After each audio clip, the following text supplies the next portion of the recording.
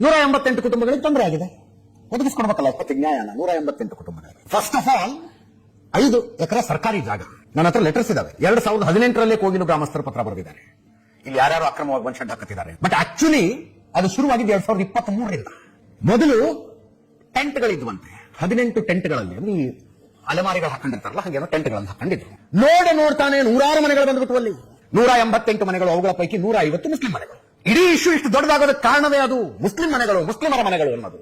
ಗೋವಾದಲ್ಲಿ ಇದೇ ರೀತಿಯಾಗಿ ಮನೆ ಕಟ್ಟಿಸಿಕೊಂಡಿದ್ದಂತಹ, ತಾತ್ಕಾಲಿಕ ಮನೆ ಕಟ್ಟಿಸಿಕೊಂಡಿದ್ದಂತಹ ಕನ್ನಡಿಗರ ಮನೆಗಳನ್ನು ಬುಲ್ಡೋಸರ್ ಹಚ್ಚಿ ಬಿಡಿಸಿದ್ರಿ. ಗೋವಾದಲ್ಲಿ ಯಾವ ರಾಜ್ಯದ ಮುಖ್ಯಮಂತ್ರಿಯ ಮನಸ್ಸು ಮಿಡಿಲಿಲ್ಲ, ಯಾವ ಹೈಕಮಾಂಡಿನ ಮನಸ್ಸು ಮಿಡಿಲಿಲ್ಲ. ಇಲ್ಲಿ ಪಿಣರಾಯಿ ವಿಜಯನ್ ಕೇರಳದಿಂದ ಬೆಂಗಳೂರಿಗೆ ವಲಸೆ ಹೋದವರ ಮನೆಗಳನ್ನು ಹೊಡೆದುಬಿಟ್ಟುವಂತ ಏನಾದರೂ ಅವರಿಗೆ ಸಿಟ್ಟು ಬಂದಿದ್ರೆ ಆ ಮಾತು ಬೇರೆ. ಕೇರಳದವರು ಒಬ್ರು ಇಲ್ಲ, ಅಲ್ಲಿ ಕೇರಳದವರು ಒಬ್ರು ಇಲ್ಲ. ಮುಸ್ಲಿಂ ಸಮುದಾಯದವರಿದ್ದರು. ಅದಕ್ಕೆ ಅವರಿಗೆ ಟ್ವೀಟ್ ಮಾಡಬೇಕು ಅನ್ನಿಸ್ತು. ಸ್ವಾಮಿ, ಸರ್ಕಾರಿ ಜಾಗದ ಒತ್ತುವರಿ ತೆರವು ಅನ್ನೋದು ನಿರಂತರ ಪ್ರಕ್ರಿಯೆ. ಸಾವಿರಾರು ಎಕರೆ ಭೂಮಿಯ ಮೇಲೆ ಯಾರ್ಯಾರೋ ಕಬ್ಜಾ ಮಾಡ್ಕೊಂಡು ಕುತ್ಕೊಂಡಿದ್ದಾರೆ. ಅಲ್ಲಿ ಬುಲ್ಡೋಸರ್ ಸಮೇತ ಹೋಗಿ ಎಲ್ಲಾ ಕ್ರಮಗಳನ್ನು ಪಾಲಿಸಿದ ನಂತರ ಹಿಂಗ್ ಬುಲ್ಡೋಸರ್ಗಳು ಹೋಗ್ತವೆ.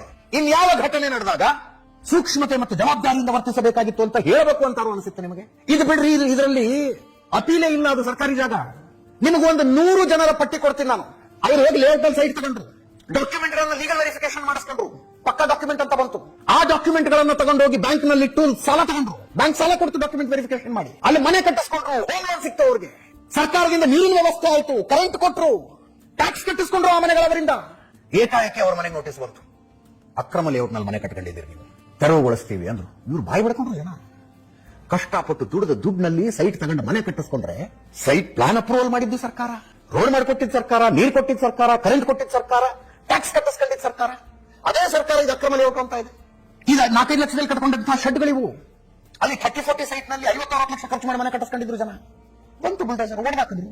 ಯಾವತ್ತಾರು ಮಾನವೀಯ ದೃಷ್ಟಿಯಿಂದ ಅವರು ಮನೆಗೆ ಹೋಗಿ ಬದುಕಿದಿರೋ ಸತ್ತಿದ್ರು ಅಂತ ಯಾರು ಕೇಳಿದ್ರ? ನಿಮಗೆ ಮೋಸ ಆಗಿದೆ ಕಣ್ರಯ್ಯ, ಯಾವ್ದಾದ್ರು ಒಂದು ಪರ್ಯಾಯ ವ್ಯವಸ್ಥೆ ಮಾಡಿ ಕೊಡ್ತೀವಿ ಅಂತ ಯಾರು ಹೇಳಿದ್ರ ಅವ್ರಿಗೆ? ನೋ, ಹೇಳಲಿಲ್ಲ. ಯಾಕೆ? ಮುಸ್ಲಿಮರಾಗಿರ್ಲಿಲ್ಲ.